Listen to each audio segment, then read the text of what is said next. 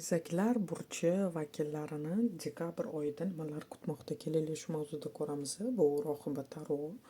Shaxsiy bog'lanish uchun nomerim 90 930 0907. Demak, egizaklar burchi vakillarimiz 21 maydan 21 iyunigacha tug'ilgan kunini nishonlaydiganlar kiradi. Demak, egizaklar burchini ko'rib olamiz. Shaxsiy hayotida, ish yo'llari, pul yo'llarida, sog'lig'ida nimalar kutmoqda? Demak, xush kelibsizlar, egizaklar burchi.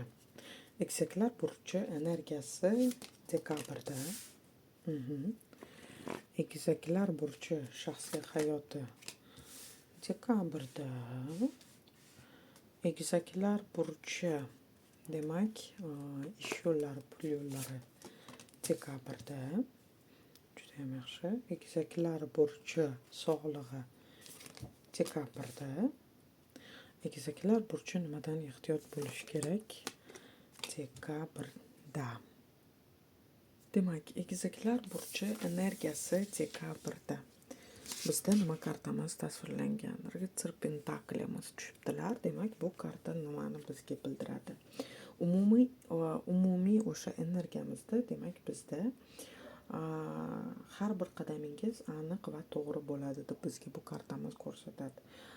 Demak, chunki bu ritsarimiz juda ham, mana ko'rayotgan bo'lsangiz, qo'lida monet va уже kelajakka qarayapti. Bu shoshmayapti, bu yugurmayapti. Bu juda ham sekin, lekin qadamini o'ylab to'g'ri bosadigan ritsarimiz hisoblanadi. Demak, ko'rishimiz mumkin, ishlaringizda o'sha sekinlik, lekin kafolatli natijalar keladi deb ko'rsatyapti. Energiyangizda bizda bu yerda moliyani to'g'ri boshqarish bo'ladi. Barqaror, tinch energiya deb bizga ko'rsatyapti.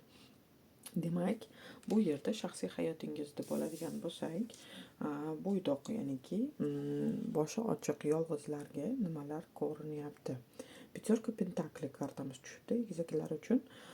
Demak, yolg'izlik hissi bu yerda bo'ladi. Demak, barqaror munosabatlar yetishmasligi. Kimnidir o'sha sevgisi sizga yetishmayotgandek his qilasiz bu yerda o'zingizni. Yokida endi demak ajraldingizmi, yoki endi demak og'ir munosabatlardan chiqdingizmi, kimnidir sog'inishingiz, mana shuni holat bo'lishini ko'ryapmiz.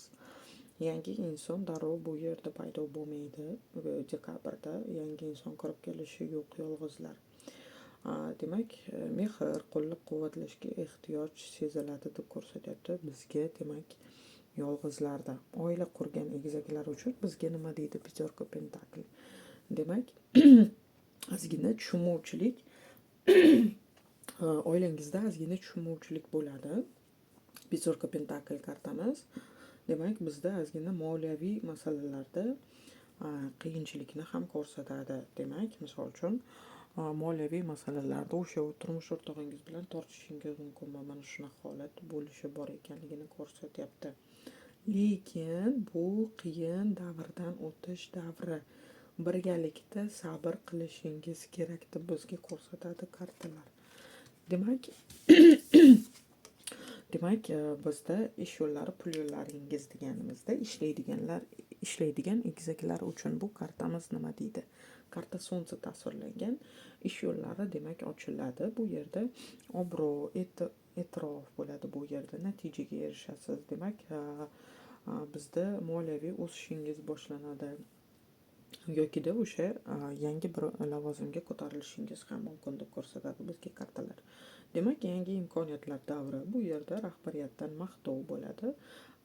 Demak, karyerangizda quvonchli davrlar bo'ladi deb ko'rsatadi. Demak, ishsiz egizaklarimiz uchun bu nima deydi?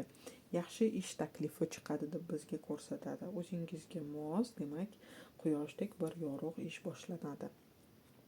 Tanishlaringiz orqali demak imkoniyat kelishi mumkin. Dekabrda moliyaviy jihatingiz juda ham yaxshi bo'ladi sizda. Oilada sal qiyinroq bo'lishi mumkin. Misol uchun, siz yaxshi daromad topyapsizda, turmush o'rtog'ingizda sal qiyinroq bo'lishi mumkin. Mana shunaqa holat. Demak,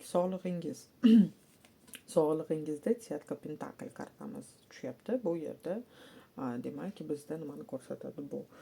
Kuch-quvvat, organizmingizdagi kuch-quvvat judayam ko'p bo'ladi deb ko'rsatadi. Faqat minuslarda bizda oilaviy stresslarni ko'rsatadi.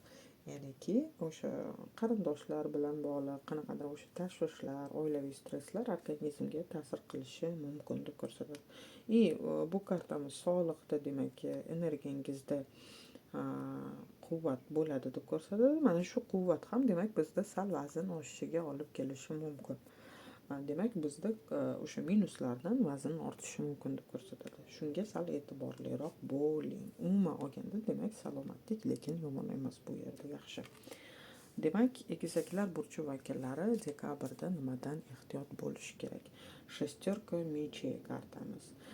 Demak, bu karta uzoqlashish, ruhiy charchashni ko'rsatadigan kartani ko'rsatadi. Demak, kimdandir yoki o'sha kimdandir, demak, ruhan uzoqlashib qolish mumkin. Bu yerda mana oilaviy deganimizda mana shu partnyoringiz bilan bog'liq bo'lishi mumkin. Mana ko'rayotgan bo'lsangiz, mana boya aytib o'tdim-ku, oilaviy sal tushunmovchisizliklar, mana shunaqa holatlar bo'ladi deb. Demak, egizaklar mana shunaqa ozgina qochish istagi paydo bo'lib qoladi, vaziyatdan chiqib ketish hissi kelib qoladi. Kimlardadir, demak, bu yo'l kartasi ham deb aytilinadi. Demak, o'sha bizda, demak, nimadan ehtiyot bo'lish kerak? Yo'llardan, uzoq safarlardan, demak, ehtiyot bo'lish kerak. Keyin oilaviy masalalardagi muammolarda nima deydi? Qarorlarni shoshmasdan qabul qiling, hissiyotga berilmang. Siz ketishga shoshilgan narsada aslida yechim bor deb bizga bu kartalar ko'rsatadi. Demak, xo'p, bu egizaklar burchi vakillari uchun ochilingan rasklad edi. Yana qaysi mavzular ko'rish muhim kommentariyada ko'rsatib o'tinglar.